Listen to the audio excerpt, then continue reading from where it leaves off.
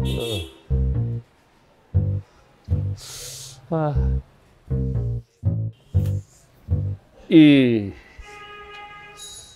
আ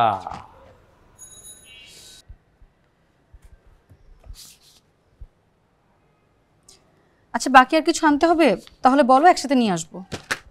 না, আর কিছু আনতে হবে না। আচ্ছা ঠিক আছে, তাহলে আমি এখন বের হচ্ছি। আসার সময় ওষুধগুলো নিয়ে আসবো না। এসো, আসার সময় একটু আতপ চালা চিনি নিয়ে আসি। কেন মা?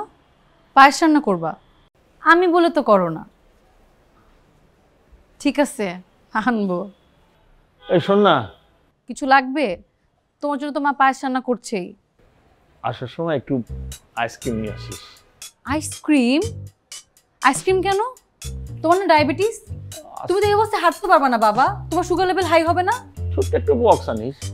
কোনো ছোট বক্স টক্স হবে না মা। গতবারের যে আইসক্রিমের বক্সটা বাবা একা খালি করেছে, আর নাম পড়েছে আমার। এই যে এখন তোমার সামনে যে আইসক্রিম আনতে বলছে, তুমি কিছু বলছো না কেন? কি? থাক, আনতে হবে না। এই জন্যই তো কেন তোমার ডায়াবেটিস সারে না, সুগার লেভেল হাই থাকে। এরপর বিছানায় পড়ো, দেখবো কে দেখাশোনা করে। সব হয়েছে আমার জ্বালা। দিলি তো, মাথাটা গরম করে দিলি তো। আর এই মাথা কখন ঠান্ডা হয় কে জানে। তুমি চুপচাপ করে শুয়ে থাকো, আমি এখনই আসছি। হ্যাঁ, সবকিছু তোর জন্য। আমার তো কান ঝালাওয়ালা করে দেবে। বাবা তুমি মাসের তর্ক করো না, শুয়ে থাকো, আসতেছি।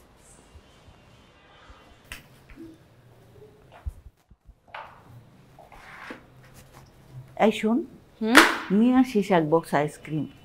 মা তাহলে এখন চিল্লি চিল্লি করলা কেন? থাক, খাইতে চাইছে অসুস্থ মানুষ।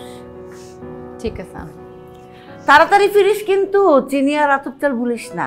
ঠিক আছে।